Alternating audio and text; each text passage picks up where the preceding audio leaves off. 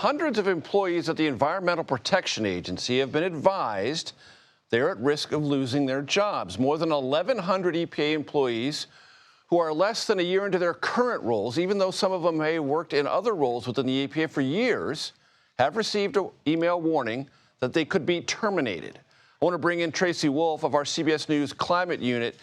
Tracy, as you know, attitudes from administrations can change, politically and otherwise. You've talked to people at the agency. Does this feel different to them? Do they feel in real jeopardy? Yes. So in speaking to union officials, former EPA employees that talk to their current colleagues, the morale is incredibly low. In fact, the head of the union for the EPA said she's been there 30 years, and this is the worst she's ever seen the morale. It is a very chaotic state inside the agency at the moment, and there's a lot of fear among the employees. And Tracy, I tried to allude to this. We're not talking about, because people might conceive of, oh, these are just temps or people who just got there. In some cases, they might have less than a year in a job, meaning they're brand new to the agency. But as I understand it from your reporting, that's not true of all of these folks.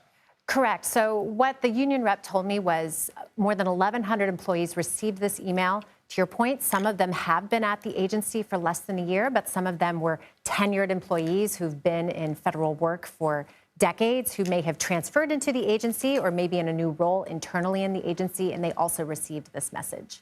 And Tracy, does it come across in this context for these employees what the goal of the incoming Trump administration is with the EPA itself?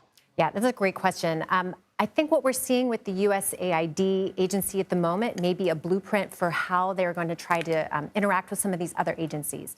We know that the Environmental Protection Agency is a very large workforce, more than 15,000 employees, has a budget of $9 billion. And a lot of the work of the EPA, I would argue, stands in direct opposition to what President Trump aims to do with his political and economic agenda. And so I imagine that they are hoping to purge a lot of these employees to help cut down on the red tape of the environmental oversight and bureaucracy that goes into environmental permitting, especially for a lot of energy projects that the president aims to develop over his next term. And yet there are those who would say the EPA is there to provide a safer America environmentally. Is that in jeopardy? That's a good question. You know, the EPA's role is to protect health and human health and the environment.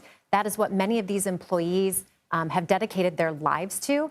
And so there is definitely a concern that should all of these employees be purged, who will be there to do the work? And more importantly, a lot of these employees help oversee grants that have been handed out all across the country, local, state, private sectors to do some of this work. If those employees aren't there to help oversee the grants, then what happens? Tracy Wholf, thank you very much.